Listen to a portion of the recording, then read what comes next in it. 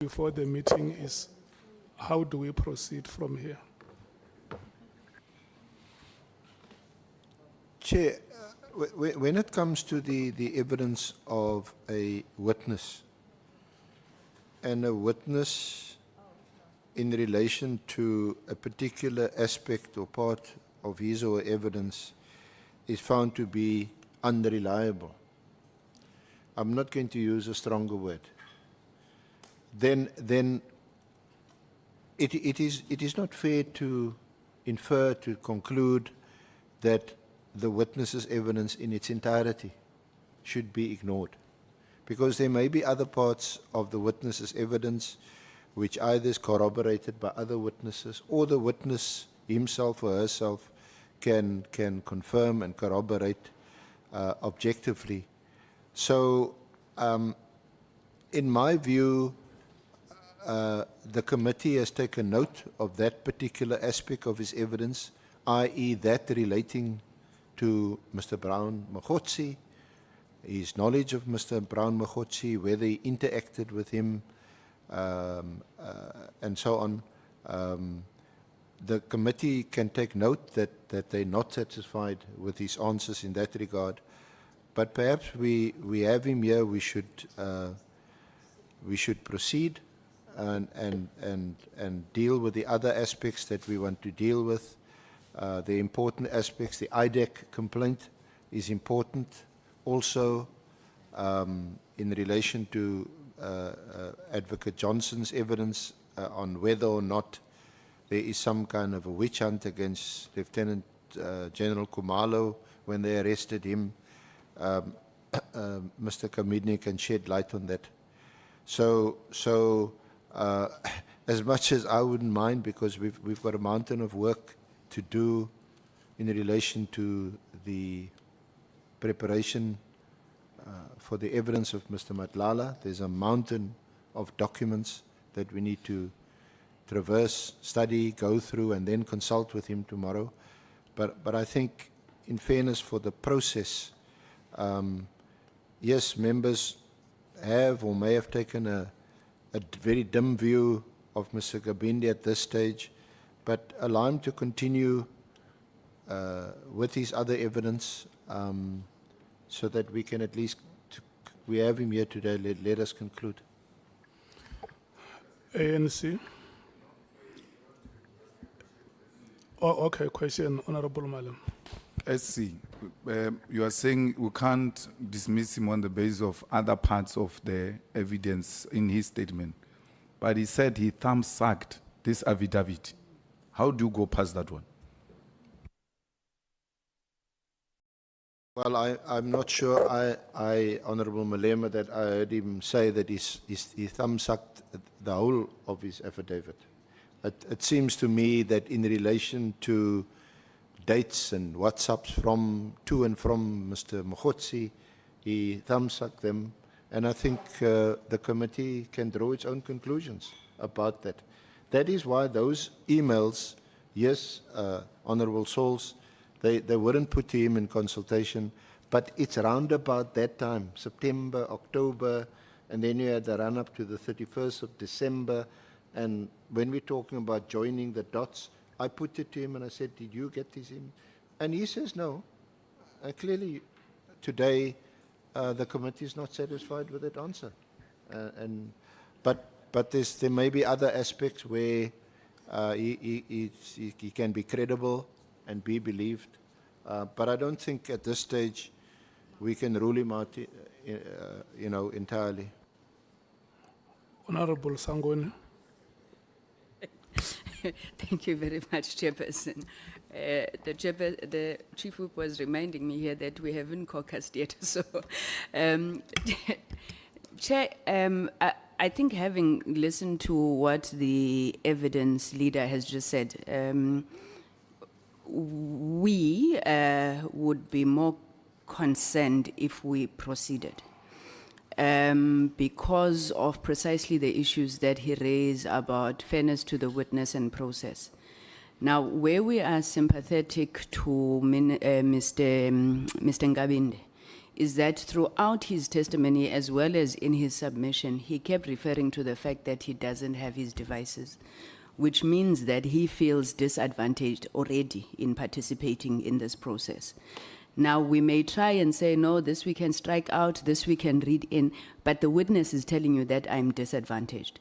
Now, if we then insist to continue and we make findings on the basis of what he has already said he's in a disadvantageous position from, it will not be fair to this witness, because if you just listen to what is being said here today, it's clear that most of us think that he is lying, whether inadvertently or deliberately so.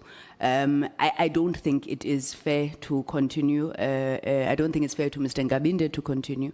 I think he should be afforded an opportunity to go and double check things.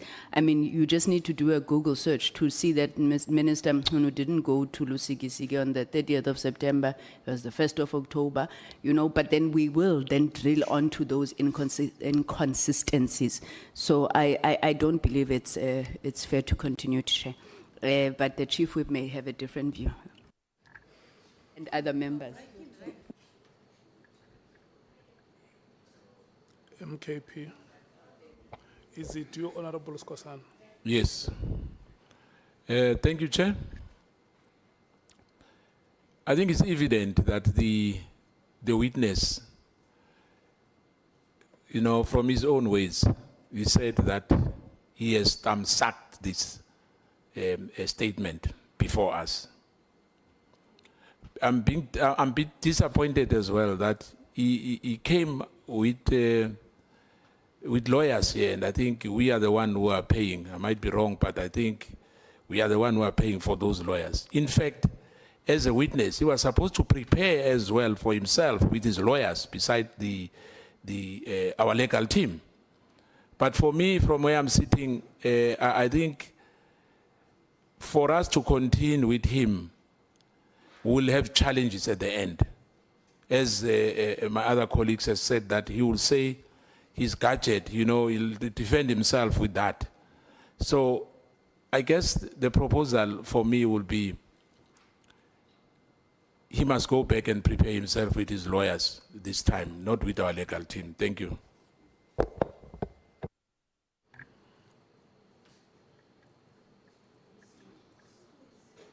Yeah, no, thank you very much, Chair. No, largely covered by, this is the position of the MK party on this matter. Because, Chair, if we continue under the circumstances, it's going to compromise the whole integrity and credibility of our work. The witness has said here that he has thumbsucked. 2, he says his gadgets are not with him. 3, he says that the statement was written on his behalf.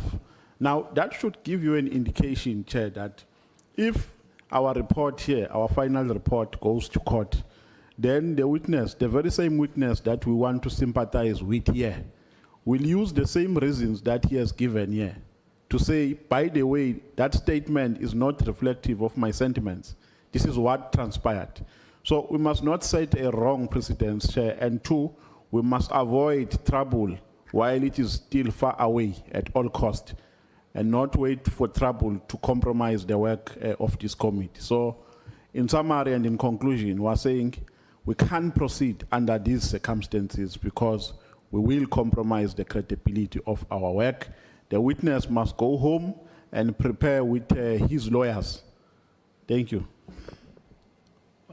Honorable Cameron. Thank you, Chair. Chair, I think there would have been enough reason to continue had he not said the bit about thumb sucking. When he said that, he lost us. I think in terms of his statement, if he had stated right at the beginning that some of the dates might be slightly off because of the fact he doesn't have access to his gadgets, there could have been a discussion around that. But what bothers me is there's no indication that he went above and beyond to get the relevant information. I'm sure that if he had written to the department, for example, and said, my gadgets have been seized, I need a record of the diary entrances that I made for the minister on, you know, more or less between these dates, I can't imagine that the department would have not granted him access to that or given him a printout of it. So This isn't a haphazard type of thing. This is about the collapse of an entire criminal justice system. So I'm concerned about that, and I respectfully don't see him taking it seriously enough as we are here today. He needs to go back to the drawing board and bring information that we can actually work with. I'm not sure if there's anything in the rest of the statement that we can be sure is not thumb-sucked. Yeah, thanks, Chair.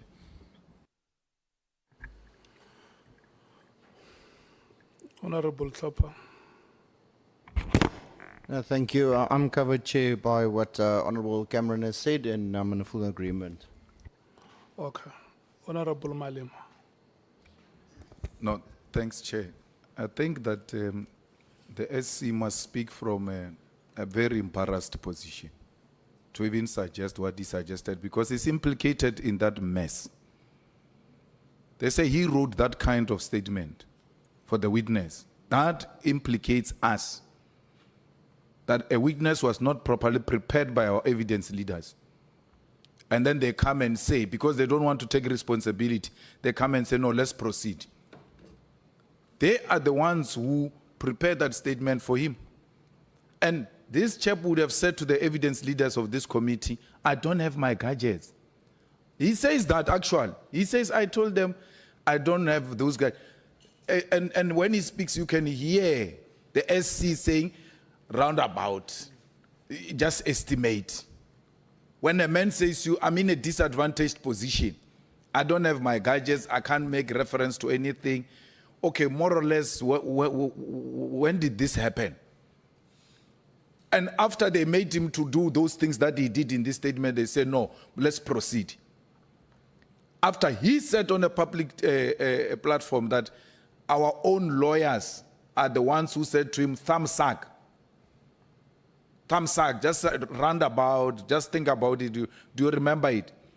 So it is incorrect that we want to put the whole blame on that chap without also making reference to our senior counsel, who should read these things and be able to point out contradictions right from the beginning, that but what you are saying doesn't make sense. So this guy deliberately misled us. He deliberately misled us, and the issue Honorable Mates is raising of perjury is very correct.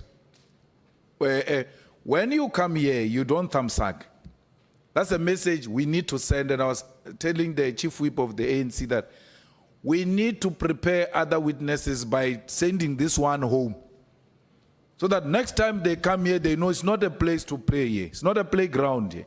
We sit here until 12 midnight, and you still think we're playing. So we need to send a strong message. No one is going to come here and thumbsuck things and take advantage and want to undermine this committee. So I fully agree that we need to send him home. He needs to go, but we still need him back here.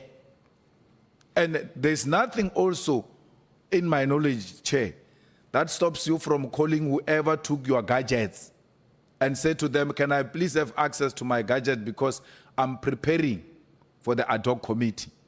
Those people will fully cooperate. He never says, I try to have access to my gadget, they refuse. So that's a person who takes this process very serious, that I can't go there without my gadgets. Can I please have access to my gadgets? I just want to cross-reference certain information. You can still keep them. Maybe they will even ask that he comes and do it in their office to do a cross-reference and be accurate on dates and facts about issues. He has never done that because this is a by-the-way process. We'll just see when we arrive there. They may not even ask us about those things. The minister went to the mine, 14 November. He says he was given a number of Mokgotsi, October, November, to prepare for a meeting of the mine. When he realizes, man, I made a mistake because I said, Kwanazi gave me the number and I confirmed it. It's not about the date. It's about, what matters there is about when did he start communicating with Mokgotsi. He deliberately decided to just lie. And then when his court says, no, I don't have gadgets, I was thumb-sucking and all of that. So, Chair, we must never allow that here. No one must come here and play with this committee. I don't think he would have done that at Madlanga. So we must never be undermined as this committee, and that message must be sent strongly today. That here you don't thumb suck, here you come with facts and you back those facts with attachments. And from there, we can have a proper engagement. Thanks, Chair. Honorable Matthys. Pangazita. No, thank you, Honorable Chair. No, from where I'm seated, Mr. Nkabinde is one of those key witnesses that we have lined up to assist us to unravel the issues that we are facing with here. So his statement is very critical. It has to be absolutely accurate. And the dates, Mr. Chairperson, for me, are very critical. You can't thumbsuck the dates. You can't make a mistake on dates because they actually dictate the sequence of events. Now, if he's not sure about dates, then obviously that will impact negatively on the sequence of events. If that impacts on the sequence of events, then we will never get to the bottom of the truth. So, therefore, then the question is, what will then be doing? And what will be doing with this witness? For what purpose, if we continued? Knowing very well that, one, this is a thumbsuck. Secondly, the gadgets are not there, and therefore the dates are inaccurate, and that his statement was not written or was written for him, and yet he signed the statement and he took an oath of that. And then it calls to question the whole value of the oath that he took here. So I support the notion that, no, let him be given time to go and he recollect his thoughts properly and write a proper statement on which he will actually take an oath which has value. Thank you. Honorable Sols.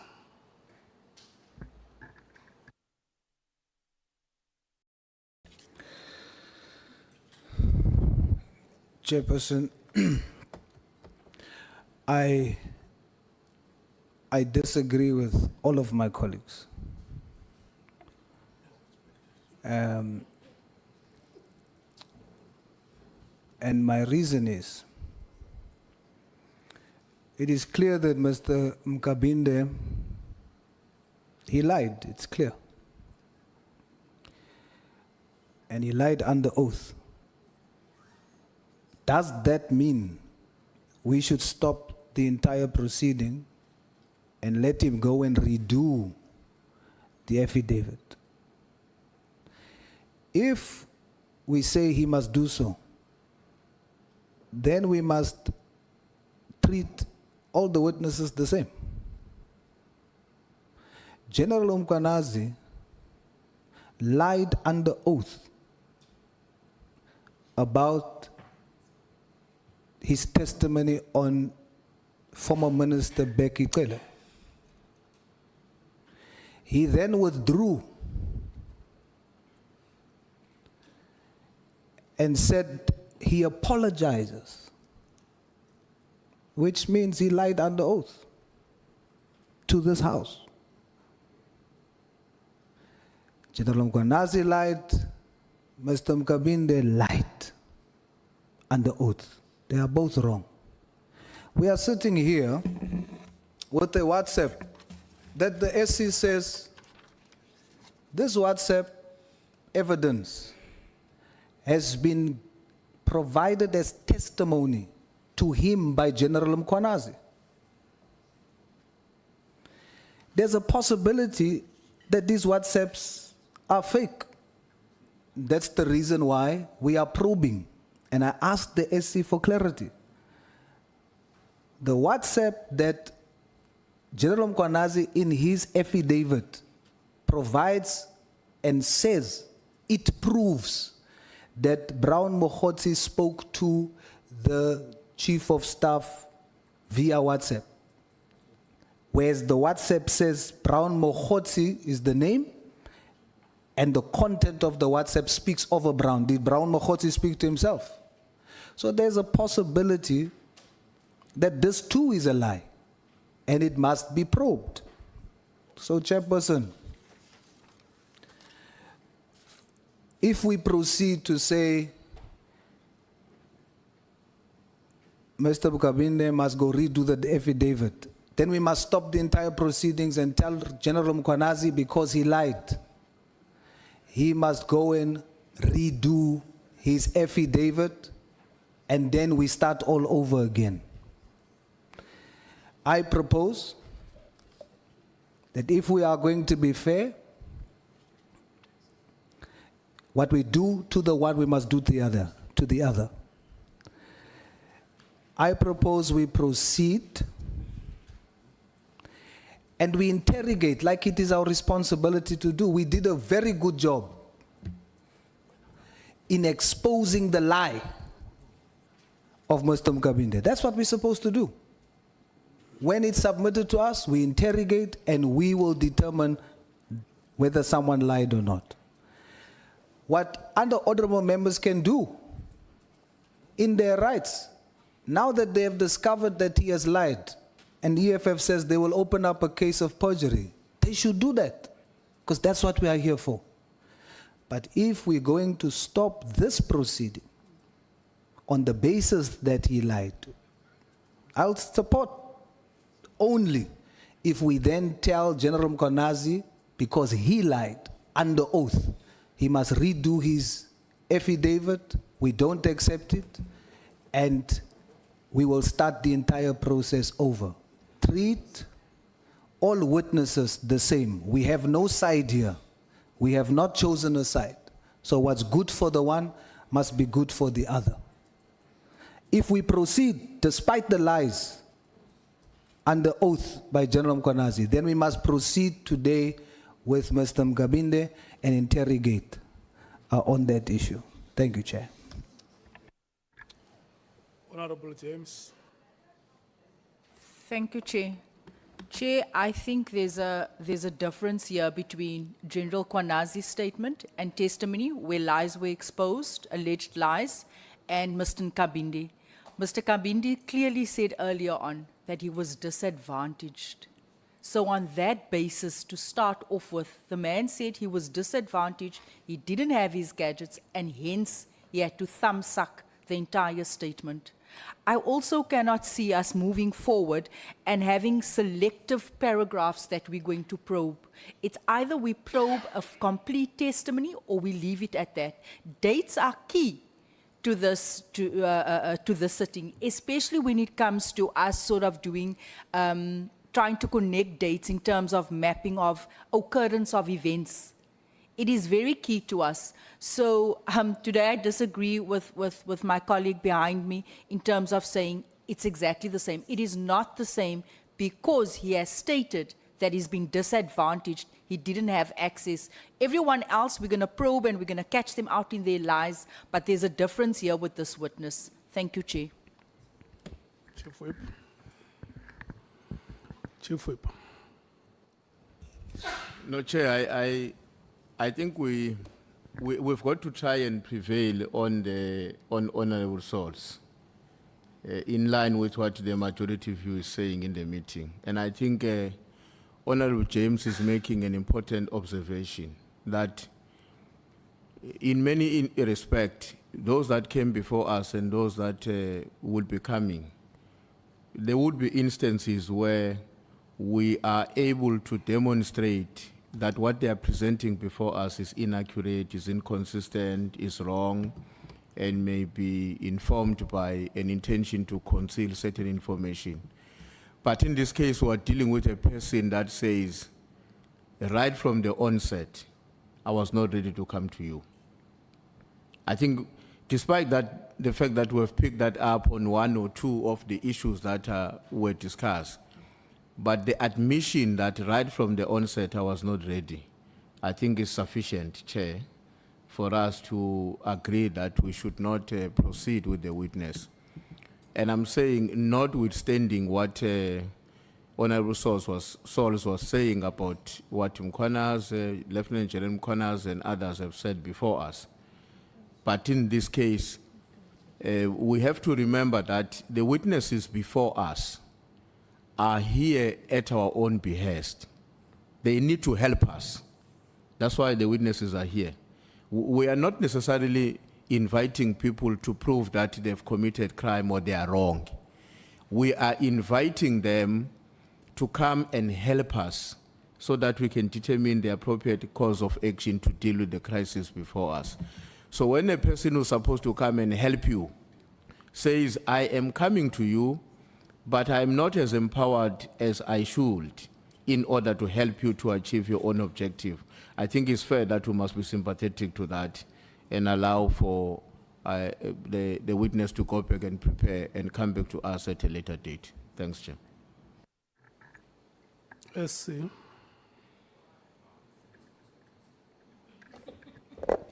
Thank you, Honorable Chair, honorable members. In relation to Nkwanazi, General Nkwanazi, can I immediately say that he did correct the allegation he made against Minister Mkele and then provided an affidavit. So I think it does fall in a different category. As far as the statement of all the witnesses that have appeared before this committee, we adopt the same procedure. We conduct interviews. They are recorded with the consent of the particular witness. We then draft a statement on the basis of that interview, referencing our terms of reference and the relevant documents. We then present it to the witness. As I indicated earlier, increasingly witnesses have lawyers on board with senior counsel and experienced attorneys. They then come back with a revised draft. We look at it and we engage, but at the end of the day, the responsibility for what's in the affidavit and what is eventually attested to under oath is their responsibility. Otherwise, we might as well have come here and just put the affidavit here and said to the Honourable Committee, now you can ask the witness questions. We don't. Otherwise, there's an assumption that we accept what the witness is saying under oath, and I think it should be pretty obvious from the examination of witnesses thus far that that is not the case. In fact, part of the preparation for witnesses before they appear here, we tell them that we are not only going to lead you in relation to what's in your statement, but we are also going to ask you questions. Some of these questions may be awkward or difficult, and we've also got to put the versions of other witnesses and statements to you, and there'll be an engagement. Because we don't have the luxury of a commission of inquiry where implicated persons are still going to be called and then it's going to be cross-examination later on. We don't. We have one shot at a witness who comes here. We lead the witness. The witness is then asked questions by honourable committee members, and that's how we do our business. So as far as today's statement is concerned, a draft was sent to them on Sunday afternoon. We subsequently got 2 further drafts. And the last draft was signed. I think parliamentary colleagues can confirm that we weren't happy with the fact that we got it pretty late, but they had to be put on SharePoint and they had to be printed. So perhaps I'm just being too defensive by saying we can't take responsibility for what's in the statement. We've looked at the other drafts. There are material changes.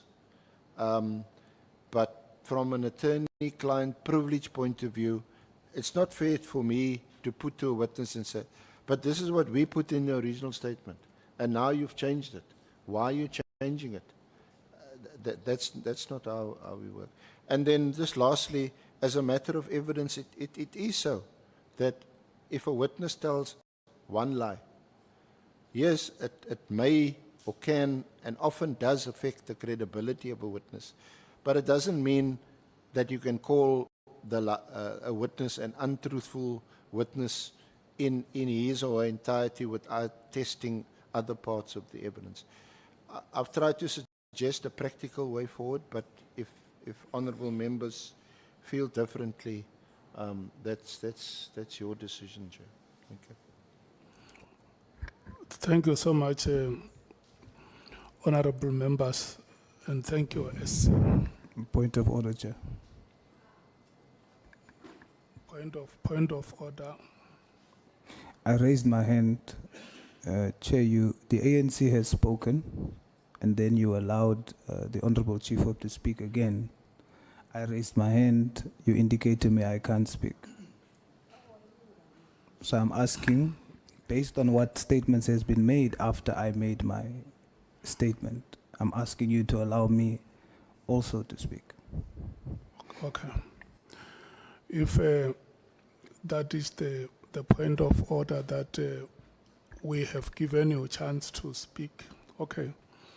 Let me say this, we have given the ANC chance to speak, we have given the MKP chance to speak, we have given the DA chance to speak, we have given the EFF chance to speak, we have given the IFP, we have given yourself, we have given the Action SA chance to speak, and then we gave Honorable Ntuli, who comes from the ANC, which has 4 members in this committee, chance to speak. You request that I must give you a chance to speak. Yes, Chair, because it was not on individual. When you gave the ANC, when you gave the ANC an opportunity and every other party, you were giving members. 2 members was speaking for a party. So you completed the rotation and then you went back to the ANC. So you should go back if I have. In the ANC, But it wasn't about individuals. Let me remind you, it was only Honorable Sangoni who spoke. And but you asked, is there anyone else in the ANC? Then when you came to EFF, you asked if there was anybody else. So you finished the party, Chair. In the PA, okay. In the PA, Honorable Sols, who is the second member who must speak? It was not about the members. It was about the party. Then you went back and you gave the party, after full rotation, you gave the party a second chance. Now you must give the PA as a party Yes, I a want second chance. I want to allocate a different member of the PA to speak. Who is that member? For the second round, you give party. Who is the You give party. Who is the second member of the PA who must speak? There's a second opportunity for the No. party to speak, and I will speak on behalf of the party. No, it's not the second opportunity. You gave the ANC a second opportunity. It was not the same member, Honorable Ntuli and Honorable Sangoni. So in other words, we are restricted. Are you saying, Chair, that when you go for a second round and someone raised their hands, those with single members here are not allowed to participate in a second round after rotation? Is that what you say? Honorable Sols. No, please answer my question, Chair. No. Let me remind you. When Honorable Sangoni spoke, I did not check with the... Did she speak as ANC? I did not check with the ANC if they had a second speaker. I realized that I only started checking with the MKP after Honorable Skosana has spoken. Honorable Nomvalo was given a chance to speak, and in the DA as well. We checked with Honorable Cameron and Honorable Thaupa. And Honorable Kola Barnard can bear me witness. She also signaled to me that she was satisfied. We went to the EFF, Honorable Malema spoke, and I asked Honorable Matthys if she had something to say. Then I had to go back and correct myself and gave the ANC a chance to speak. We must go on hindsight, sir, because that you did the same with the ANC. The ANC, no one else wanted to speak. Yeah. Let- You went party let- by party. I don't care if anybody Yeah. here feels that this If- is unnecessary. if we- I will maintain. If we You must be fair. if we give a, if we allow all members to speak, I will then have to note Honorable Ngola, Honorable Sokhanyile, and Honorable Shongwe, and Honorable Kola Barnard, and Honorable Matthews. Yes, we're debating the matter. Those will be the only 5 members that will be allowed to speak because they have not had the chance to speak when the rotation was done. So it will be unfair to these members, and it is unjustified. How will that be unfair when, It is unjustified by But every on a point of order, superlative. Chair. but when you came to them, Honorable, you gave both members On a an point of order, opportunity. Chair. On a point of order. Point of order, Honorable Malem. Chairperson, there is no procedure of a meeting where you can be engaged in a dialogue in a manner you are doing. You are setting a wrong precedence. He has made his point, he must switch off his mic and then you make a ruling. So to do what you are doing, I mean, these proceedings are not off cameras. The public is learning from you how to run meetings and how we must conduct ourselves. So this is a pure dialogue, Yeah. please. You know why we're engaging this dialogue? We must persuade and help this honorable member. We must help him. The problem here is not the chair. The honorable member has to be assisted. Assisted with what? Stop behaving like we don't know what's happening here. Point of order. He's not the de facto chair. He's Point of advising order, you Chair. again, chair. You can decide what you can do. Point of order, Chair. I'm not pointing a finger at you. I'm telling you, you are not the de facto chair. You're not the de facto chair. Monoki for my point. Ne. Monoki for my point. Ne. Ye point for me. You just did. No. You have been unfair toward me countless times. When I raise my hand, you overlook me. Now you're saying you want to stop me from speaking simply because you did the normal rotation, Chair. You gave each member of the party an opportunity. I don't care if it frustrates everyone else, but I'm raising my point. You went party for party. You then asked individuals of the party to speak. The ANC said they will not speak after Honorable Sangoni. You came to the EFF, you asked both members. You asked both members. Then when you come to me because I'm one member, you say because you went back after rotation to parties, you gave the ANC another opportunity. As a party, so they are allowed to speak. The AFF can do what they want. So after the But, rotation, Chair, you sorry, can sorry. give the party an opportunity to Ashley, speak. I think this time around we are taking it the wrong way. Chair, Moke Hamchat, take your ruling. I was the next in line to speak, and you gave to SC. I respected that, Chair. So if you allow this to run through emotions, we won't get anywhere, Chair. This is not So emotion. can I ask Chair kindly No, with no, I'm respect just- to no, Mr. no, no. Soul? I'm just finally standing up for this. Made your point. Honorable Shong, may you please listen to me? Yes, sir. Listen to me, Honorable Shong. Let's give this honorable member time to speak. Let him speak. You continue, Honorable Sols. May I speak on what I wanted to speak on? Is that what you're saying? You can speak on anything that you want to say. Thank you, Chair. On the issue of what Honorable James said, that he didn't have equipment that put him on a disadvantage, so the matter is different. It makes it even worse. General Mkwanazi, he had no disadvantage. He had a professional team and still misled this committee. on the matter of Honorable Chief Whip, that it is not the same. We are granting Mr. Nkabinde in case he made a mistake to go and redo because he was at a disadvantage. Mr. Nkabinde testified that the rest of his things, he vouches for it. All I'm saying is, treat all witnesses the same. If we're going to say we will not proceed because he lied under oath, I agree. We must not proceed if he lied under oath. But then we must do the same with the testimony of General Mkwanazi Chair, point and of stop order. the whole process. Chair, No, point of order. there is no point of No, order. Chair, no, Honorable Chair. Skosana, wait. No, Chair. No. Just There because is- I'm disagreeing with there everybody. is no point of order, Honorable this is Skosana. painful. No. You- Let's allow the honorable member to conclude. Yes, Askies- we have a askies- constitutional right to askies. express The ourselves. answers yamar be put.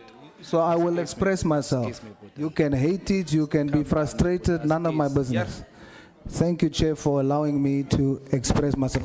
I'm concluding to say, let us be fair. This committee has not chosen a side.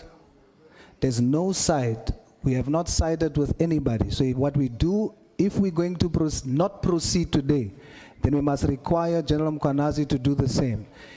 If not, let's allow Mr. Nkabinde, as the SC said, let's allow him to go do an affidavit on the section, just like General Mkwanazi did for the section. Let him do that. I can be the only one, but that's my position. Let's be fair, we have no side. Thank you. Okay, thank you. Honorable Ngola, may you please sit down. Okay, let's do like this. Let's do like this. Honorable Sangun, you have spoken in this meeting. And after you have spoken, there are other members that have spoken. Can I check with you if you want to respond to what each of the other members who spoke in this meeting have said about what you might have said? No, Chair, and I think the members have been generally unanimous on the position. Thank you, Chair. Honorable Skosana, I gave you an opportunity to speak. Do you want to respond to any of the statements that were made after you would have spoken? Yes, I can, Chair. I'm saying we are being traumatized here, Chair. You know, we've been sitting here for the last 15 minutes. It's all about Mkwanazi. We have agreed about the issue can go to the of doctor. General Mkwanazi.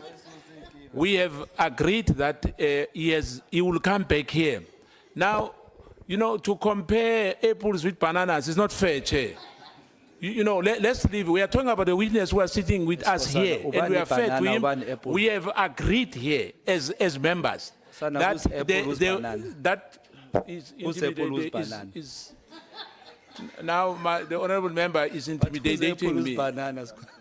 You come from the same party. There's no way Chair. you can intimidate each No, other. Chongwe is playing now, Chair.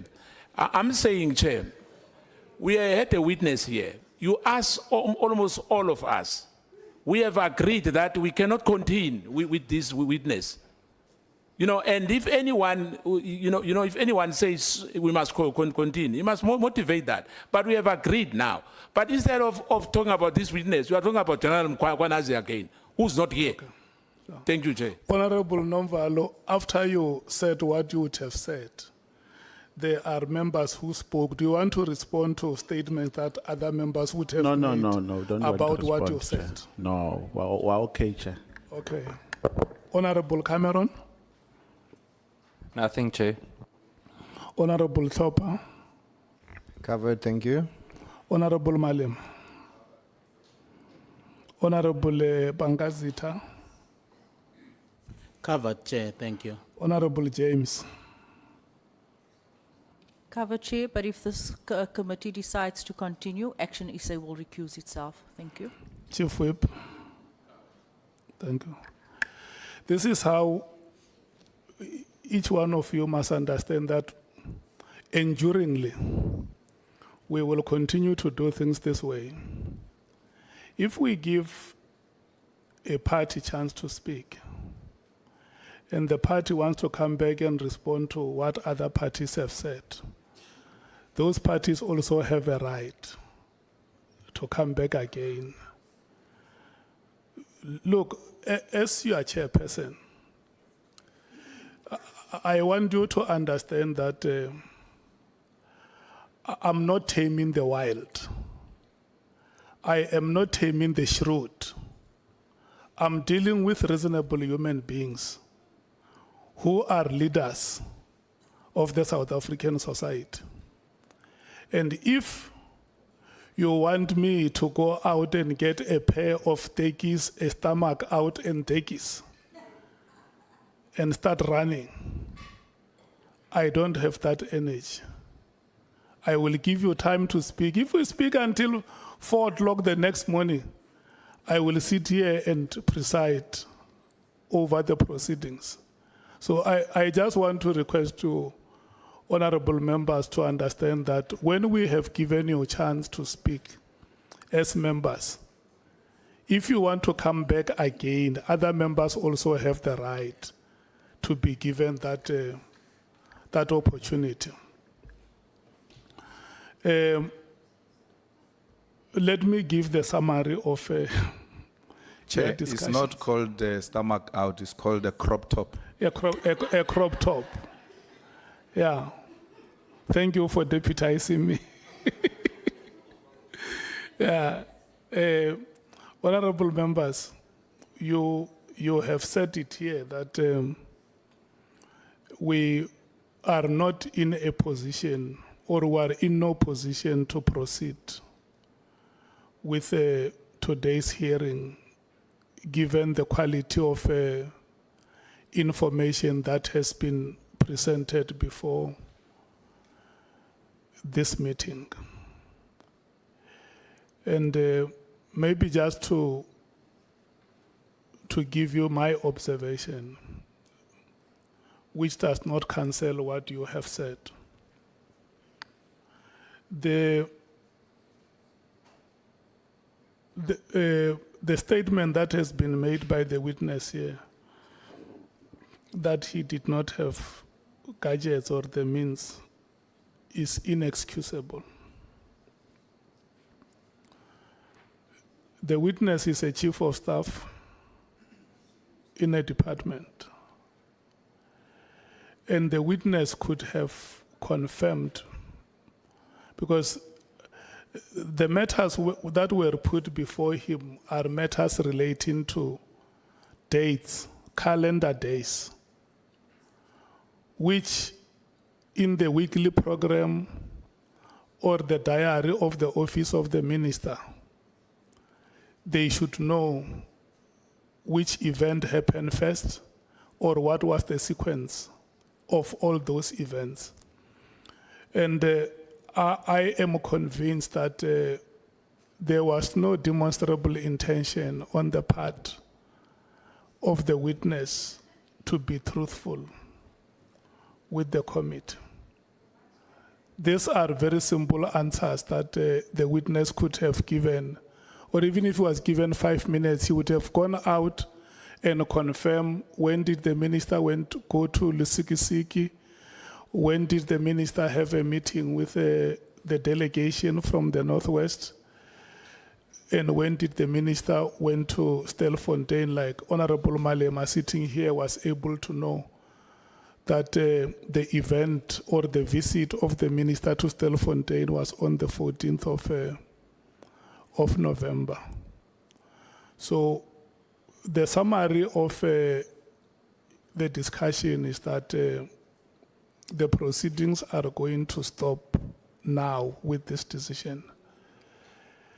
And then the legal team will then go and look at the date, probably the week that we are in Pretoria. We may have to look at rescheduling the appearance of Mr. Nkabinde. Is one of the key witnesses that we have identified.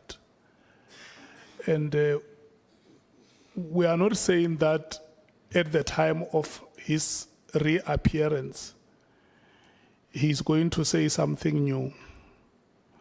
He may come back and say the same information that he has given us here, because he continued here. He insisted, Honorable Sangoni, that he takes ownership of the statement. And if you also listen to what Honorable Nomvalo has said, that the statement was extracted from him, and then he, after it was written, it was sent back for him to go through it, and possibly with the assistance of his lawyers.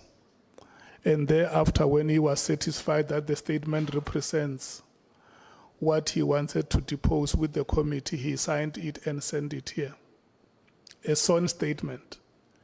And when he arrived here, he took oath to say, apart from the sworn statement already before you, any piece of evidence that I'm going to give before this committee shall be the truth.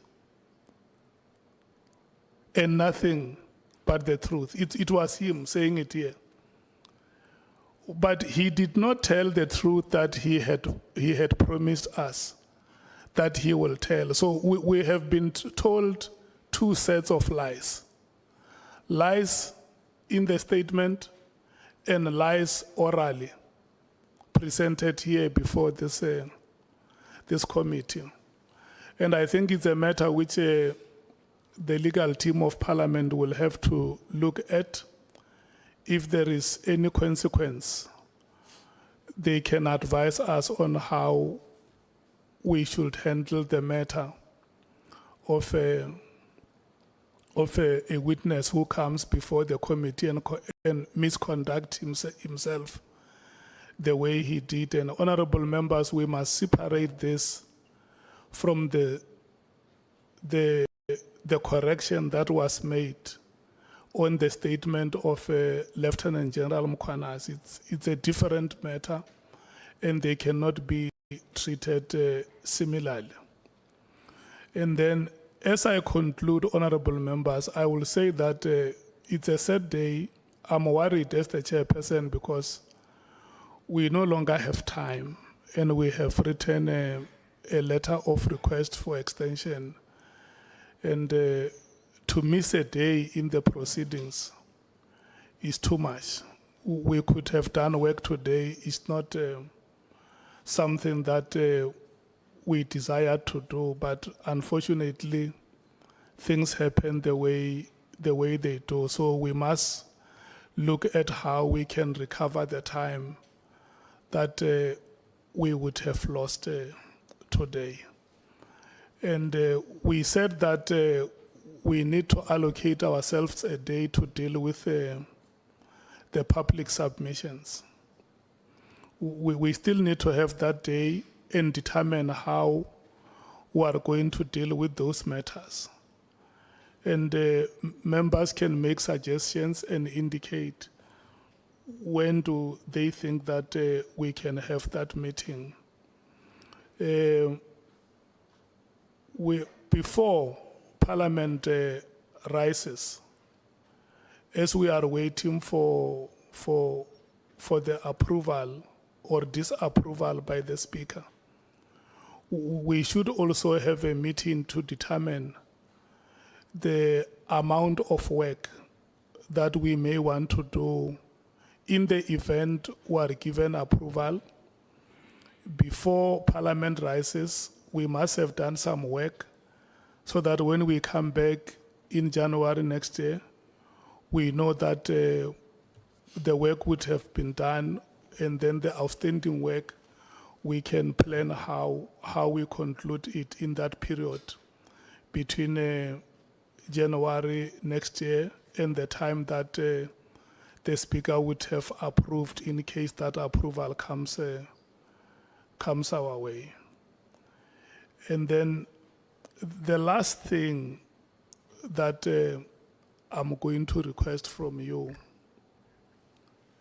as honorable members,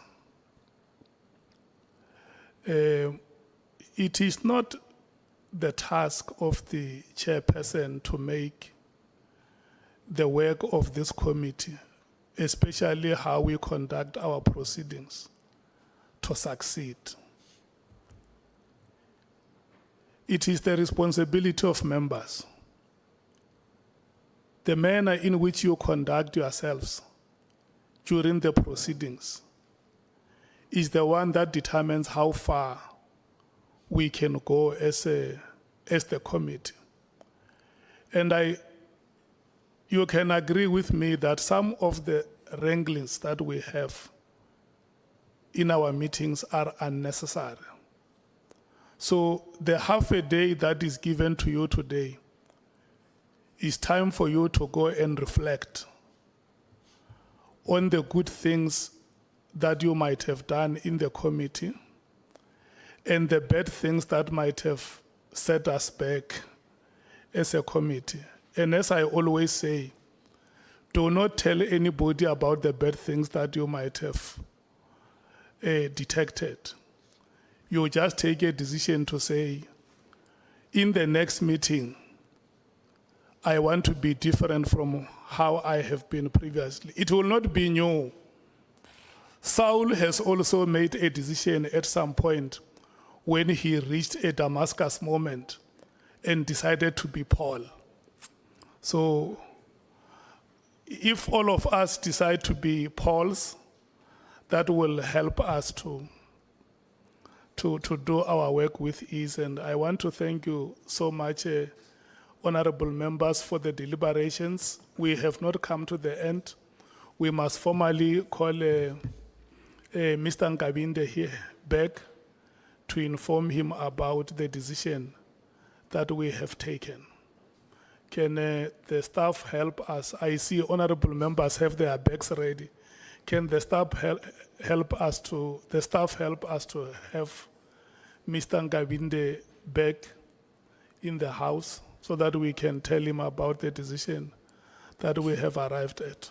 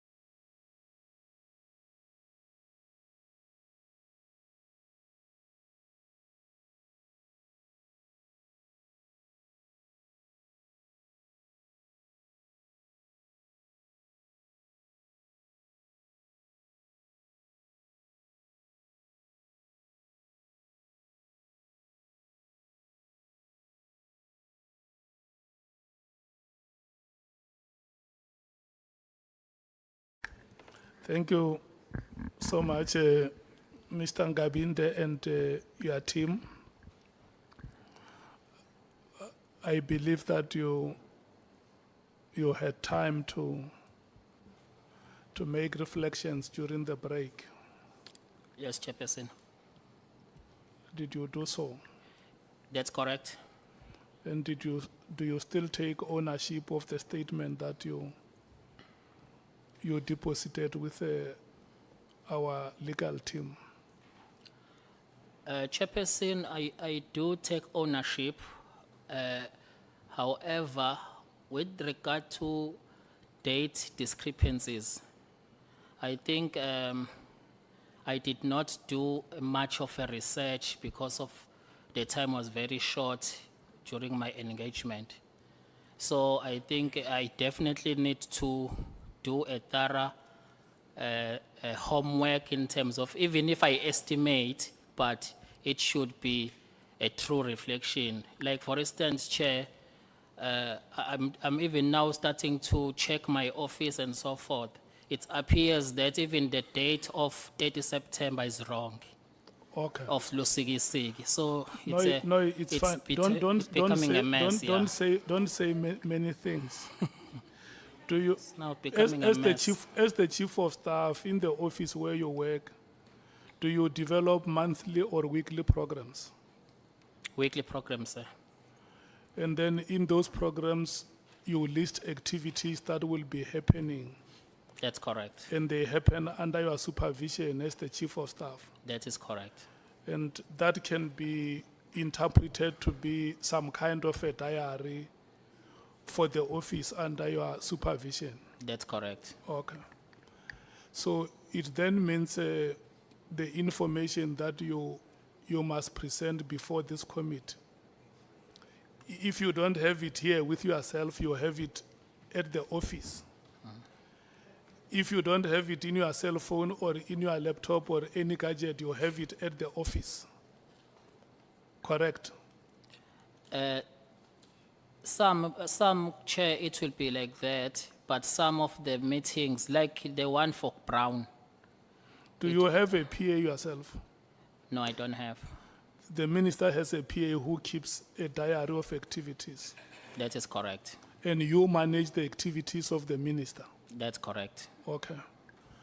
So, look, the statement that you have made here, that you do not have gadgets, by any professional standards is inexcusable, especially for a person in a position like the one that you hold of being a chief of staff, managing the day-to-day activities in the office of a minister.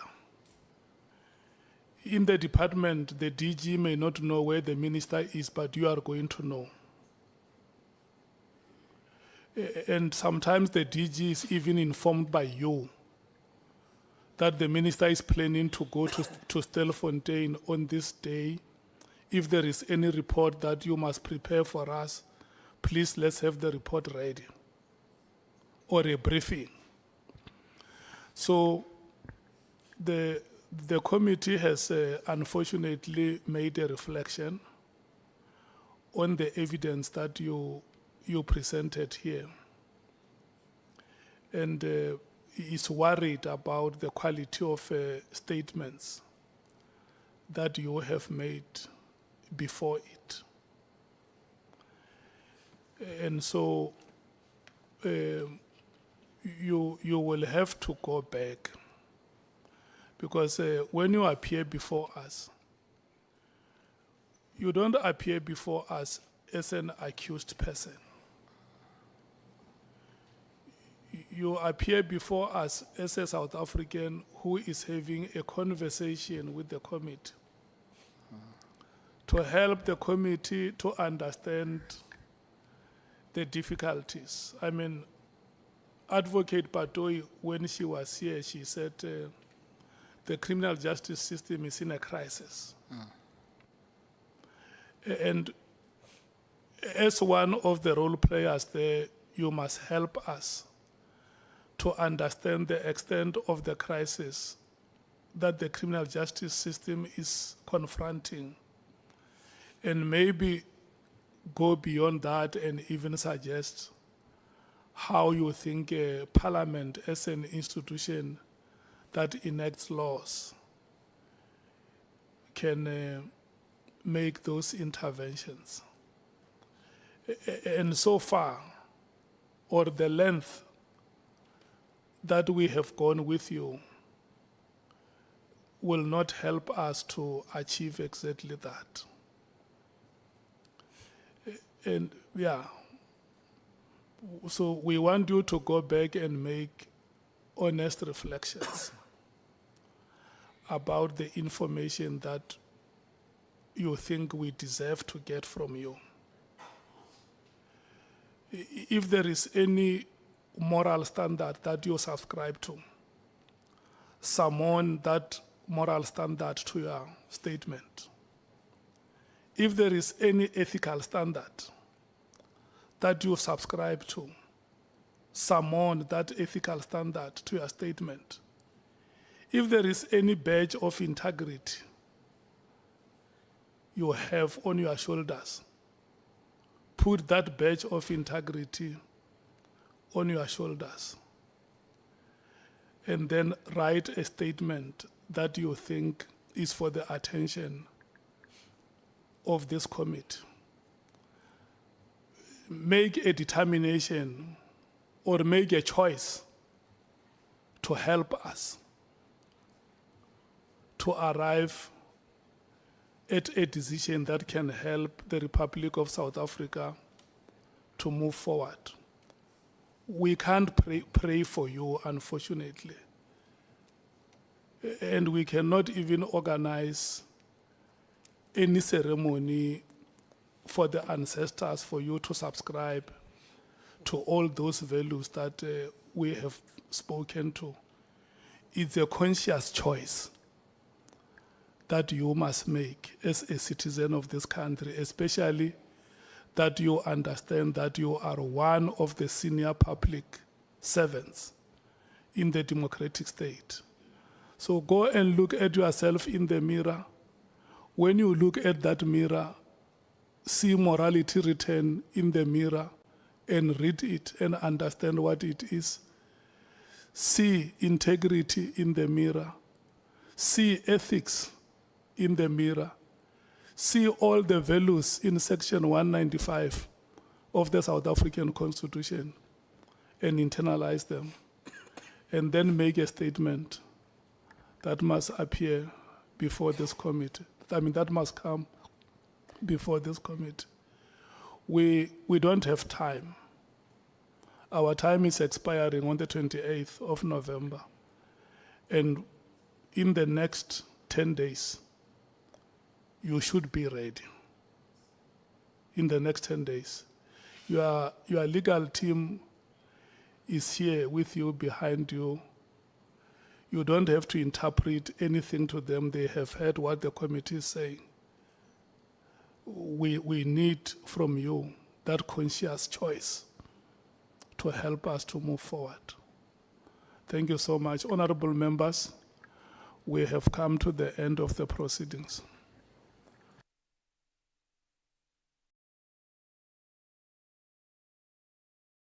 Nothing. Sure, I would do honestly.